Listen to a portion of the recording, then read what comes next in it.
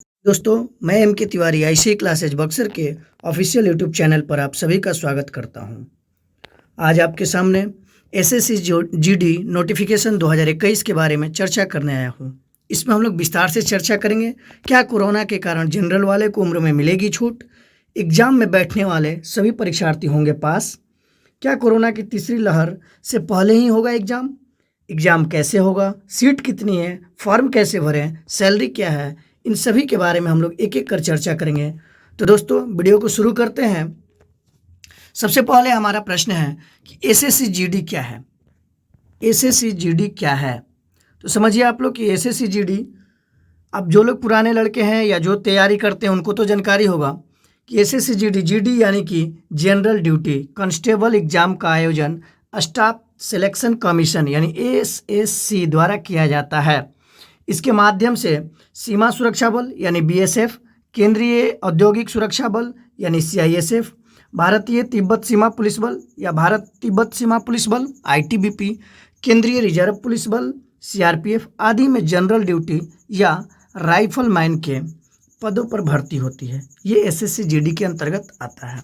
आप लोग धैर्य बना के रखे रहिए, आपके सभी प्रश्नों का एक एक कर उत्तर मिलेगा। आप वीडियो पर अंत तक बने रहें, ठीक है। आगे बढ़ते हैं हम लोग। एसएससी जीडी 2021 का नोटिफिकेशन क्या है? एसएससी जीडी 2021 के बारे में क्या जानते हैं, या कुछ अगर आपकी दुविधा है तो उसको एक एक कर बताया जाएगा, ठीक है। सबसे पहले आते हैं कि इसमें पद कितना है। तो पद की संख्या इसमें जो है वो है 25,271। पद का नाम क्या है, या इसमें किस किस चीज़ को फॉर्म हम लोग भरेंगे? तो 2 फॉर्म भरेंगे, एक जीडी कांस्टेबल का और एक राइफलमैन जीडी का। 2 प्रकार के फॉर्म हैं, ठीक है। नेक्स्ट आगे बढ़ते हैं। रिक्ति कितनी है? रिक्ति कितनी है तो देखिए, सबसे पहले कुल रिक्ति देख लेते हैं। कुल रिक्ति हमारे पास यहाँ नीचे वाले कॉलम में सबसे बढ़ते जाइए, आपको कुल रिक्ति दिख जाएगी, ठीक है। 25,271 कुल रिक्ति है, ठीक है। 25,271 में पुरुष के लिए कितना है और महिला के लिए कितना है? तो पुरुष के लिए जो है टोटल कैटेगरी मिला के आपका 22,424 है, ठीक है। और महिला के लिए है 2,847 सीट, ठीक है। 2,847 सीट महिला के लिए है और पुरुष के लिए है 22,424। अब इसमें अलग अलग कैटेगरी वाइज दिया है। देखिए यहाँ पे मेल लिखा हुआ है, यहाँ फीमेल लिखा गया है। एससी का अलग है, एसटी का अलग है, ओबीसी अलग है, ईडब्ल्यूएस अलग है, यूआर अलग है, टोटल अलग दिया है, ठीक है। मतलब टोटल जोड़ दिया है एक जगह, ठीक है। उसी तरह फीमेल कैंडिडेट के लिए भी दिया गया है सीट की रिक्ति। अगर आप लोग चाहेंगे तो इसे स्क्रीनशॉट भी कर सकते हैं। स्क्रीनशॉट आप लोग कर लीजिए। स्क्रीनशॉट रखे रहेंगे तो आपको रिक्ति पता चल जाएगी कि इसमें कितनी रिक्ति है, ठीक है। आगे बढ़ते हैं हम लोग जी। इसके लिए क्वालिफिकेशन क्या क्या होनी चाहिए, योग्यता क्या क्या होनी चाहिए? एसएससी जीडी का फॉर्म डालने के लिए क्या क्या योग्यता होनी चाहिए? तो सबसे पहले योग्यता देख लीजिए क्या होनी चाहिए कि इन पदों पर अप्लाई करने के लिए उम्मीदवार को कम से कम 10वीं पास जरूर होना चाहिए। किसी भी हाल में 10वीं पास होना चाहिए, किसी भी बोर्ड से, कोई दिक्कत नहीं है। उसके बाद आगे बढ़ते हैं। आगे क्या कंडीशन दिया है कि आयु सीमा जो है 18 से 23 वर्ष के बीच होना चाहिए। ये जनरल कैटेगरी के लिए है। 18 वर्ष से 23 वर्ष के बीच होनी चाहिए। आयु की गणना कब से की जाएगी? तो आयु की गणना की जाएगी 1 अगस्त 2021 से, अर्थात 2 अगस्त 1998 से पहले जन्मे सभी उम्मीदवार अप्लाई कर सकते हैं। फिर से एक बार देख लीजिएगा, 2 अगस्त 1998 से पहले जन्मे सभी उम्मीदवार अप्लाई कर सकते हैं। अब इसमें एक चीज़ और क्या बढ़ा दिया है, एक चीज़ बढ़ाया है कि एससी एसटी वर्ग के जो लोग हैं उनको 5 वर्ष की अतिरिक्त छूट दी गई है, परंतु वहीं ओबीसी वर्ग के जो हैं उनको 3 वर्ष को अतिरिक्त छूट दी गई है।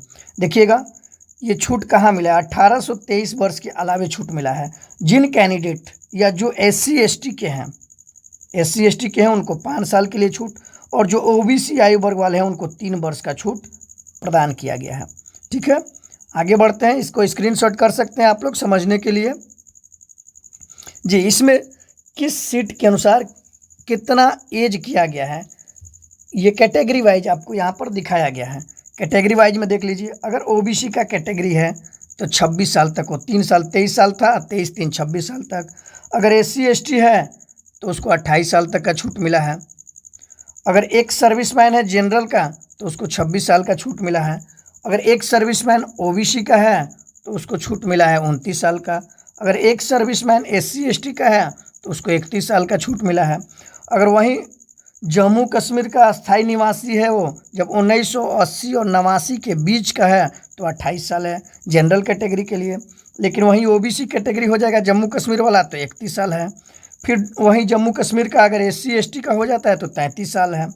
वहीं आपका आपने सुना होगा सिख दंगा 1984 या गुजरात दंगा जो 2002 का, इन दोनों के बीच में अगर आप आते हैं जनरल कैटेगरी है तो 28 साल, अगर आप OBC कैटेगरी हैं तो 31 साल, अगर आप SC ST हैं तो 33 साल। आप इसको भी स्क्रीनशॉट कर लीजिए, अगर आप जहाँ के होंगे वहाँ से आप लोग देख सकते हैं। ठीक है, आगे बढ़ते हैं हम लोग जी। अगर SSC GD में आपका सिलेक्शन होता है तो वेतनमान क्या होगा आपका? तो प्रत्येक उम्मीदवारों को वेतन के तौर पर 21,700 से लेकर 69,100 रुपये तक दिया जाएगा, यानी स्टार्टिंग 21,700 है, बाकी अभी इसमें PF भत्ता ESI महंगाई सारा कुछ अभी है। ठीक है, चलिए आगे हम लोग बढ़ते हैं जी। SSC GD कांस्टेबल परीक्षा का नाम ये क्या कहलाता है? सबसे पहले ये समझिए, ये कांस्टेबल GD इन CAPF NIA SSF Assam rifles requirement 2021। ठीक है, अब ये जो रखा गया है उसका लेख का नाम जो हमने रखा है SSC GD कांस्टेबल 2021 सिलेबस। ठीक है, चयन प्रक्रिया इसका क्या क्या है, कैसे चयन होगा? तो समझिए, इसका चयन प्रक्रिया के लिए मानदंड जो दिया गया वो 3 प्रकार का दिया है। पहला दिया गया है क्या कि कंप्यूटर बेस्ड एग्जामिनेशन होगा, यानी CBT या CBE कंप्यूटर बेस्ड एग्जामिनेशन। इसके बाद फिजिकल होगा, फिजिकल इफिशियंसी टेस्ट PET होगा। उसके बाद डिटेल्ड मेडिकल एग्जामिनेशन यानी मेडिकल होगा, यानी 3 चरणों से आपको गुजरना पड़ेगा। पहला क्या होगा? CBT होगा, दूसरा होगा आपका फिजिकल और तीसरा आपका मेडिकल होगा। 3 चरणों से आपको गुजरना होगा। आगे बढ़ते हैं कि एग्ज़ाम कितने देर का होगा। एग्ज़ाम जो होगा 90 मिनट का होगा, यानी 1 घंटा 30 मिनट का होगा। ऑनलाइन परीक्षा की भाषा क्या रहेगी? तो अंग्रेजी और हिंदी दोनों रहेगी, आप जिस मेथड से देना चाहते हैं दीजिए, नो डाउट। ठीक है, प्रश्नों का प्रकार कैसा रहेगा? तो सारा MCQ रहेगा, बहुविकल्पीय प्रश्न रहेंगे। एक प्रश्न के 4 ऑप्शन दिए रहेंगे, जो सही है उनको चूज करना है। निगेटिव मार्किंग है कि नहीं है? बहुत लोगों के प्रश्न में दिमाग में यह प्रश्न रहता है कि SSC GD में निगेटिव मार्किंग है कि नहीं है। तो बिल्कुल है, ये दिमाग में डाल लेना है कि निगेटिव मार्किंग है, और 0.25 यानी 1/4 नकारात्मक अंकन है। अब SSC GD का फॉर्म डालना होगा तो हम क्या करेंगे? इसकी आधिकारिक वेबसाइट यहाँ पे दिया गया है, आप यहाँ से भी जा सकते हैं। डायरेक्ट इस लिंक पे क्लिक करेंगे तो आप पहुँच जाएंगे कहाँ पर? SSCNIC.in यानी SSC GD के फॉर्म पे डायरेक्ट अगर यहाँ पे आप टच करेंगे तो पहुँच जाएंगे। ठीक है, इसीलिए ये कॉलम दिया गया है कि आप डायरेक्ट यहाँ भी टच करके आप जा सकते हैं। वीडियो के समय ही, बीच समय में भी जा सकते हैं, कभी भी जा सकते हैं, कोई दिक्कत नहीं है। ठीक है, या इसको कॉपी करके भी रख सकते हैं आप। आगे बढ़ते हैं, SSC GD कांस्टेबल का एग्जाम पैटर्न क्या होगा, क्या क्या है, जो अभी मैंने समझाया उसी को डिटेल यहाँ पर लिख दिया गया है और कुछ नहीं किया गया। ठीक है, उम्मीदवार हिंदी या अंग्रेजी में किसी एक अनुभाग को अपनी योग्यता अनुसार हल कर सकता है। ठीक है, यानी उम्मीदवार जो होगा सब्जेक्ट दोनों में रहेगा, हिंदी में भी रहेगा, इंग्लिश में भी रहेगा। आप जिस मेथड से हल करना चाहते हैं, या तो इंग्लिश में करना चाहते हैं तो इंग्लिश में कीजिए, अगर हिंदी में करना चाहते हैं तो हिंदी में कीजिए। ठीक है, परीक्षा में नकारात्मक अंक है कि नहीं? तो है, अभी मैंने पीछे बताया 0.25 यानी 1/4 है। परीक्षा कंप्यूटर आधारित टेस्ट होगा, यानी ऑनलाइन होगी, CBT कंप्यूटर बेस्ड टेस्ट। प्रत्येक प्रश्न कितने देर का रहेगा? तो 1 मिनट का प्रत्येक प्रश्न रहेगा और 1 अंक का होगा। ठीक है, परीक्षा हिंदी और अंग्रेजी दोनों भाषाओं में आयोजित की जाएगी। इस चरण को स्पष्ट करने वाले उम्मीदवार यानी पास होने वाले उम्मीदवार अगले चरण के लिए चुना जाएगा, जो कि फिजिकल टेस्ट होगा। मतलब इसके बाद जो चरण होगा, रिटन अगर आप निकाल लेते हैं तो आपका फिजिकल होगा। ठीक है, एक बार इसको कर लीजिए आप लोग, स्क्रीनशॉट करना है तो कोई बाद में आप लोग समझते रहेंगे। आगे बढ़ते हैं, अब देखिए इसमें सब्जेक्ट क्या क्या रहेगा। तो सब्जेक्ट क्या क्या रहेगा उसके बारे में भी चर्चा की गई है कि SSC GD कांस्टेबल रिक्रूटमेंट 2021 के लिए परीक्षा पैटर्न क्या होगा। तो समझिए सबसे पहले कि इस भर्ती परीक्षा में 25 अंकों का प्रत्येक टॉपिक रहेगा। पहला जनरल इंटेलिजेंस, दूसरा जनरल इंटेलिजेंस और रीजनिंग, दूसरा जनरल नॉलेज, तीसरा जनरल एलिमेंट्री मैथमेटिक्स, और हिंदी और अंग्रेजी में से कोई एक। ठीक है, 1.5 घंटा का समय रहेगा, पीछे हमने चर्चा कर लिया है। ठीक है, तो अब देखिए किस में से कितना क्वेश्चन रहेगा। विषय आपका सामान्य बुद्धिमत्ता अर्थात रीजनिंग से 25 क्वेश्चन, 25 अंक का 25 अंक का है। ठीक है, इसके बाद दूसरा रहेगा जनरल नॉलेज सामान्य अध्ययन, 25 अंक का रहेगा और 25 क्वेश्चन रहेंगे। मैथ कितना रहेगा यानी गणित कितना रहेगा? तो 25 रहेगा, 25 मिनट का रहेगा। ठीक है। अंग्रेजी कितनी रहेगी, अंग्रेजी या हिंदी, कोई एक सेलेक्ट करना है आपको। 25 रहेगा। जिनका हिंदी ठीक है वो हिंदी देंगे, जिनका अंग्रेजी ठीक है वो अंग्रेजी में देंगे। कुल पूर्णांक कितने का रहेगा, तो 100 अंक का रहेगा, 100 प्रश्न रहेंगे। ठीक है, एक बार स्क्रीनशॉट कर सकते हैं इसको। इसका सिलेबस क्या रहेगा, मैथ का सिलेबस क्या रहेगा, रीजनिंग का सिलेबस क्या रहेगा, इन सबको एक एक हम लोग देखेंगे। ठीक है, तो एसएससी जीडी कांस्टेबल 2021 का सिलेबस जनरल नॉलेज का क्या होगा, तो देखिए लिखा गया है कि जनरल नॉलेज के तहत निम्न प्रश्न पूछे जाएंगे, आप लोग इन प्रश्नों को टॉपिक वाइज अध्ययन करेंगे। ठीक है, तो क्या क्या टॉपिक रहेगा उसे हम लोग देखते हैं। पहला टॉपिक दिया है कि भारत और उसके पड़ोसी देश, यानी भारत और उसके पड़ोसी देश के बारे में आपको पढ़ लेना है। खेल पढ़ना है, इतिहास पढ़ना है भारत का, संस्कृति पढ़ना है, भूगोल पढ़ना है, आर्थिक दृश्य पढ़ना है, सामान्य राजनीति पढ़ना है, भारतीय संविधान पढ़ना है, वैज्ञानिक अनुसंधान पढ़ना है, सामान्य विज्ञान यानी पीसीएम। ठीक है, फिजिक्स केमिस्ट्री, सॉरी पीसीबी है, पीसीबी फिजिक्स केमिस्ट्री बायो सामान्य विज्ञान के अंतर्गत आ जाएगा। अब हमारा देखते हैं मैथ का सिलेबस क्या है।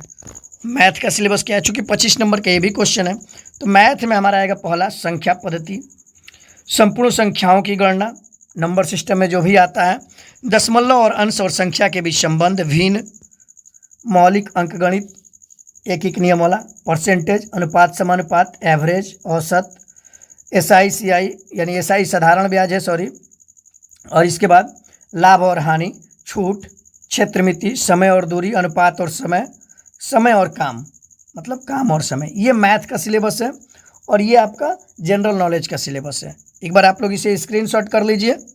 आगे बढ़ते हैं जी। अब अंग्रेजी और हिंदी कोई एक ही चूज करना है। देखिए यहाँ पे लिखा गया है कि इंग्लिश या हिंदी सिलेबस में से कोई एक ही प्रश्न करना है। अब इनको देखना है कि जो इंग्लिश देंगे उनके लिए क्या क्या रहेगा, तो जो इंग्लिश देंगे उनके लिए इतना पढ़ना है।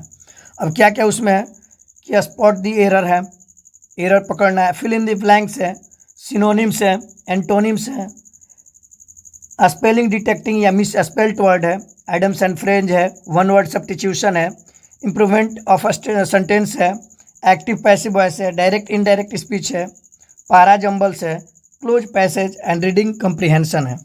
ठीक है, अब हिंदी वालों के लिए क्या सिलेबस दिया गया है, तो हिंदी वालों के लिए सिलेबस इतना दिया गया है। अब इसमें क्या क्या है हिंदी वालों में कि वर्तनी की सामान्य शुद्धियाँ तथा शब्दों के शब्दरूप, शब्दों के बहुवचन, किसी वाक्य को अन्य लिंग में परिवर्तन, मुहावरा एवं उनका अर्थ, अशुद्ध वाक्यों का शुद्ध रूप, विलोमार्थी शब्द, समानार्थी एवं पर्यायवाची शब्द, अनेक शब्दों के लिए एक शब्द, कहावतें एवं लोकोक्तियों के अर्थ, संधि विच्छेद, क्रिया से भाववाचक संज्ञा बनाना, रचना एवं रचयिता आदि।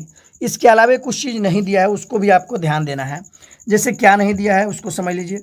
समास नहीं दिया है, समास एक बार आप लोग देख लेंगे। उपसर्ग प्रत्यय नहीं दिया है, तो उपसर्ग प्रत्यय आप लोग देख लेंगे। सिलेबस में नहीं दिया है, फिर भी हमको देखना है। ठीक है, एक बार देख लेंगे तो इससे क्या हो जाएगा, क्लियर हो जाएगा। पहले इतना स्क्रीनशॉट कर लीजिए, फिर हिंदी वाले को इधर लिख देते हैं बगल में। समास जो है नहीं दिया है। ठीक है, उपसर्ग प्रत्यय नहीं दिया है। ठीक है, उपसर्ग प्रत्यय नहीं दिया है। और भी छोटे छोटे टॉपिक हैं, जैसे संज्ञा, सर्वनाम से भी क्वेश्चन कभी पूछ देता है, विशेषण से पूछ देता है। ठीक है, तो इन सब की चर्चा नहीं किया गया है, लेकिन आप लोग देख लेंगे एक बार। ठीक है, कारक का चिन्ह दे देता है, कभी सिंबल दे देता है, इन सब का भी चर्चा नहीं किया गया है, लेकिन आपको देखना है। सिलेबस इसका कंप्लीट देख लेना है हिंदी के लिए जो जा रहे हैं। ठीक है, स्क्रीनशॉट कर लीजिए। आगे बढ़ते हैं इसको जी। अब रीजनिंग से क्या क्या रहेगा, रीजनिंग चैप्टर से सिलेबस दिया गया है इतना। ठीक है, ये इंग्लिश में लिखा गया है, हिंदी आप लोग सर्च करके देख लेंगे। एनालॉजी है, डिफरेंसेज है, विजुलेशन है, ओरिएंशन है, डिक्रिमिनेशन है, ऑब्जर्वेशन है, रिलेशनशिप है, अर्थमेटिकल रीजनिंग है, अर्थमेटिक नंबर सीरीज है, नॉन वर्बल सीरीज है, विजुअल मेमोरी है, कोडिंग एंड डिकोडिंग है। ठीक है, अब इसमें देखिए आपको एनालॉजी दे दिया है। एनालॉजी में आपको वर्ड, लेटर सारा आपको देखना है, नंबर देखना है। ठीक है, तो कुछ चैप्टर शॉर्ट में इसको लिखा गया है, परंतु आपको डिटेल में पढ़ना है। डिटेल में पढ़ने के लिए आपको एक अगला वीडियो आएगा, उसमें पूरा रीजनिंग का आपको सिलेबस दे दिया जाएगा कि किसी भी एग्ज़ाम के लिए क्या क्या पढ़ना होता है, आपको बता दिया जाएगा। उसमें आपका जीडी लेवल का अलग होगा, बैंकिंग लेवल का अलग होगा, एसएससी लेवल का अलग होगा। चलिए, इसके साथ बगल में नोटिफिकेशन क्या दिया हुआ है इसको भी हम लोग पढ़ लेते हैं। नोटिफिकेशन क्या दिया गया है, नोटिफिकेशन दिया है फॉर्म शुल्क का। क्या दिया है कि जब आप फॉर्म भरेंगे, एसएससी जीडी का फॉर्म भरेंगे तो 2 भाग में होगा। पहला भाग जो होगा वो पंजीकरण होगा, ठीक है, और दूसरा भाग जो होगा आवेदन पत्र होगा। मतलब अगर पहला पार्ट अगर आप भर लेते हैं तो ये मत समझिए कि आवेदन हो गया, पहले पंजीकरण हुआ है, दूसरा आवेदन होगा, इसमें फ़ोटो सिग्नेचर लगेगा, तब आपको एसएससी जीडी कांस्टेबल आवेदन पत्र भरते समय उम्मीदवारों को आवश्यक शुल्क का भुगतान करना होगा कि जो कि 100 रुपये है, यानी 100 रुपये का आपको चार्ज भरना है। लेकिन आप महिला हैं तो नहीं लगेगा, ठीक है, SC ST हैं तो नहीं लगेगा, ठीक है, यानी लगेगा किसको, केवल जनरल पुरुष को लगेगा और OBC को लगेगा, ठीक है। OBC और जनरल कैटेगरी के पुरुष का 100 रुपये लगेगा, बाकी SC ST या भूतपूर्व सैनिक उम्मीदवारों को नहीं लगेगा, महिला का नहीं लगेगा, ठीक है। तो इसमें चर्चा क्या की गई है इसकी स्क्रीनशॉट कर लीजिए एक बार, फिर आगे बढ़ते हैं जी। अब SSC GD 2021 के लिए एग्जाम डेट क्या है, देखिए आपको थंबनेल में दिया गया है एग्जाम डेट क्या है, यहाँ टोटल डिटेल्स दिया गया है, आप लोग पढ़िए एक बार, ठीक है, पढ़िएगा, इसमें सारा कुछ लिखा गया है। देखिए अब मैं सुनाता हूँ आपको पढ़ के। दिया गया इवेंट्स यानी डेट्स, आगे देखते हैं इवेंट्स और डेट्स में क्या दिया है। नोटिफिकेशन कब आया था, तो 17 जुलाई 2021 को आएगा। स्टार्टिंग डेट या एप्लीकेशन फॉर्म कब से भराने लगा, तो 17 जुलाई को। लास्ट डेट क्या है एप्लीकेशन फॉर्म भरने का, 31 अगस्त है। Last date for application fees जमा करने का क्या है, 2 सितंबर है। चालान कोई भरना चाहता है तो क्या है, 4 सितंबर का है। ऑनलाइन एग्जाम कब होगा, ये डिक्लेयर्ड सुन लिखा हुआ है। एडमिट कार्ड कब आएगा, ये डिक्लेयर्ड सुन लिखा हुआ है। अब क्या होता है कि कोई कोई बोल देता है, कोई यूट्यूब चैनल पे या कहीं न्यूज़ पे या कहीं भी आप लोग पढ़ते हैं, बस एग्जाम डेट आ गया, तो आपको कहीं इधर उधर चर्चा करने की ज़रूरत नहीं है। सीधे यहाँ पर देखिए नीचे जो आपका साइट दिया गया, इस साइट पर जाएंगे, आपको ऑफिशियल साइट पर देखिए एग्जाम या एडमिट कार्ड से संबंधित सूचना आयोग द्वारा अभी नहीं आई है। 4 सितंबर के बाद ही कोई अपडेट आएगा, क्यों, क्योंकि लास्ट डेट जनरल चालान बनाने का क्या है, 4 सितंबर है। किसी भी प्रकार के अपडेट के लिए ऑफिशियल साइट पर ही विजिट करें, नीचे दिया गया है ssc.nic.in, ठीक है। अब भ्रामक प्रचार भी आपको बहुत सारे सुनने को मिलते हैं SSC GD के बारे में या कोई भी नोटिफिकेशन के लिए, जल्दी से यूट्यूब पर वीडियो वायरल करने के लिए, ठीक है, तो उन सब से आप लोग बचें। नेक्स्ट देखते हैं, सवाल आपका जवाब हमारा, ना कोई भ्रम ना कोई दुविधा। फिर से एक बार सुनिए, सवाल आपका जवाब हमारा, ना कोई भ्रम ना कोई दुविधा। प्रश्न क्या है हमारा, प्रश्न देखते हैं कि क्या कोरोना के वजह से एज या उम्र में कोई छूट मिलेगी, तो इसका आंसर एक लाइन में है कि अभी तक ऐसा कोई आदेश नहीं आया है। हो सकता है कि कोई स्ट्राइक करे या लड़के सब आंदोलन करें, तो हो सकता है कि ऐसा आदेश आ जाए, ठीक है, परंतु अभी तक ऐसा कोई आदेश नहीं आया है कि कोरोना की वजह से एज में छूट मिलेगी, ठीक है। आगे देखते हैं, क्या कोरोना के कारण एग्जाम में बैठे सभी लोगों को पास कर दिया जाएगा, ऐसा कुछ नहीं है। ये केवल कुछ यूट्यूब चैनलों या कुछ व्यक्तियों द्वारा यह भ्रामक प्रचार किया जा रहा है, नहीं, इसका आंसर क्या है, नहीं, यह केवल कुछ लोगों द्वारा भ्रामक प्रचार किया जा रहा है, ठीक है। आगे क्या है कि क्या एग्जाम कोरोना की तीसरी लहर के पहले होगा। देखिए तीसरी लहर, ये तो कोई नहीं जानता है तीसरी लहर कब आएगी, जैसे अभी केरल में चल रहा है, कहीं और चल रहा है, हो सकता है कि सब जगह ना चले, तो यहाँ इसका आंसर आपके पास ये कहीं है कि नहीं, क्योंकि कोरोना की तीसरी लहर कब आएगी, कब तक चलेगी, ये कोई नहीं जानता है, ठीक है। तो कोरोना के एग्ज़ाम, मतलब क्वेश्चन है कि क्या एग्ज़ाम कोरोना के तीसरी लहर के पहले होगा, तो ये हम कह नहीं सकते हैं। तीसरी लहर मान लीजिए कि अभी 10 दिन में आ जाए, तो आप क्या करेंगे, तीसरी लहर के बाद लगातार चौथी लहर आ जाए, 10 दिन बाद फिर चौथी लहर आ जाए, तो इसको हम लोग क्लियर नहीं कर सकते हैं कि एग्ज़ाम कब होगा। फिर भी एक अनुमानतः के अनुसार SSC GD का एग्ज़ाम कब होगा, माना गया है कि अगर सब कुछ ठीक रहा तो जनवरी फरवरी 2022 में एग्ज़ाम होने की पूरी संभावना है, ठीक है। या तीसरी लहर ना आए तो हो सकता है कि आपका नवंबर के लास्ट यानी कि दिसंबर तक, नवंबर में एडमिट कार्ड शो करने लगे, वो अलग बात है, नवंबर 2021 में आपका एडमिट कार्ड शो कर दे, ठीक है, या CT शो कर दे, तो ये अलग बात है। फिलहाल जनवरी फरवरी 2022 आपको मानकर चलना होगा। आगे देखते हैं दोस्तों एक आपके लिए ज़रूरी नोटिफिकेशन है। क्या नोटिफिकेशन है, इसे ध्यान से पढ़िए, ठीक है।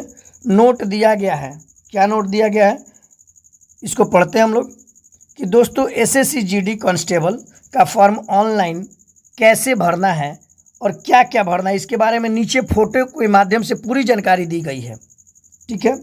फॉर्म भरने से पहले एक बार नीचे दिए गए इमेज को ज़रूर देख लें। ऐसा ना हो कि आप जल्दीबाजी करने के चक्कर में गलत फॉर्म फिलअप कर ले और बाद में आपको पछताना पड़े।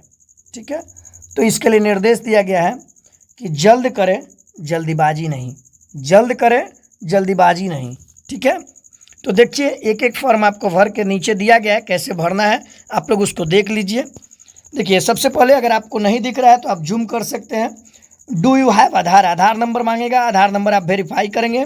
उसके बाद टाइप ऑफ आईडी, जैसे मान लीजिए किसी के पास आधार नंबर है, इसके बाद आईडी भरेंगे, वोटर आईडी क्या है आपके पास नहीं, अगर यहाँ नो कर देते हैं तो आईडी भरना पड़ेगा आपको। ठीक है, आईडी नंबर भरना पड़ेगा, नेम भरना पड़ेगा, यहाँ पर वेरीफाई नेम करना होगा। जो भी फॉर्म भरना है उसको 2 बार कर देना है। ठीक है, इसके बाद नाम में चेंज करना है तो no, father's name verify father's name. ठीक है, उसके बाद mother's name verify mother's name, date of birth verify date of birth. इसके बाद मैट्रिकुलेशन का आपका एग्जाम डिटेल्स भरना है, एजुकेशन बोर्ड भरना है, verify education board, roll number verify roll number, year of passing verify year passing, मतलब जो भी भरना है ना उसको वेरीफाई करते जाना है। ठीक है, आगे बढ़ते हैं। उसके बाद आगे आपको दिया है 7th नंबर में जेंडर भरना है, मेल है कि फीमेल है, वेरीफाई जेंडर करना है, मतलब हर 2 बार भरना है सबको। इसके बाद लेवल ऑफ एजुकेशनल क्वालिफिकेशन, मान लीजिए कोई 10th है, कोई है 12th, कोई ग्रेजुएशन, तो यहाँ पर वो भरेगा। मोबाइल नंबर भरना है, इसको भी वेरीफाई करना है। ईमेल आईडी भरना है, उसको भी वेरीफाई करना है। इसके बाद स्टेट आपका क्या है, यह स्टेट आपको भरना है। इसके बाद देखते हैं, स्टेट के बाद सेव कर देना है, फिर आगे बढ़ना है। आगे बढ़ेंगे तो हमारा कैटेगरी पूछेगा, कैटेगरी भरना है और कैटेगरी के बाद वेरीफाई कैटेगरी करना है। फिर नेशनलिटी यानी सिटीजन ऑफ इंडिया डालना है। इसके बाद कट मार्क डालना है। ठीक है, यहाँ पे कट मार्क डालेंगे, आपके पास कट मार्क क्या है। इसके बाद डिविजिबिलिटी डालना है, आपके पास कोई डिविजिबिलिटी है तो वो डालेंगे। इसके बाद डिजिबिलिटी सर्टिफिकेट डालेंगे, परमानेंट एड्रेस डालेंगे, स्टेट डालेंगे, डिस्ट्रिक्ट डालेंगे, पिन कोड डालेंगे। ठीक है, फिर आगे बढ़ेंगे हम लोग, आगे बढ़ते हैं। इसके बाद डिक्लेरेशन देंगे कि आई एग्री, आई एग्री करने के बाद फाइनल सबमिट करेंगे। ठीक है, प्रीवियस एक बार देख लेंगे, सारा कुछ सही है तो हम लोग क्या करेंगे, फाइनल सबमिट कर देंगे। ठीक है, फाइनल सबमिट करने के बाद फर्स्ट स्टेप आपका जो होगा वह क्लियर हो जाएगा, फर्स्ट स्टेप आपका क्लियर हो जाएगा। अब हमको देखना है सेकंड स्टेप में क्या करेंगे। तो सेकंड स्टेप में देखिए यहाँ पे दिया गया इंस्ट्रक्शन, ध्यान से, please be very careful while filling the application form. Reading से देखिए वहाँ पे लिखा गया है। ठीक है, उस रेडिंग को ध्यान से देखिए, लिखा गया है क्या यहाँ पे। उसके बाद इसमें क्या करना है, कुछ नहीं करना है, यहाँ पे आपको कैंडिडेट नेम भरना है। फिर उसके बाद न्यू चेंज नेम, अगर नेम चेंज करना है तो ठीक है, नहीं करना है तो फादर्स नेम भरना है, मदर्स नेम करना है। देखिए यहाँ पे वेरीफाई नहीं करना है, सब एक एक बार भरना है। डेट ऑफ बर्थ करना है।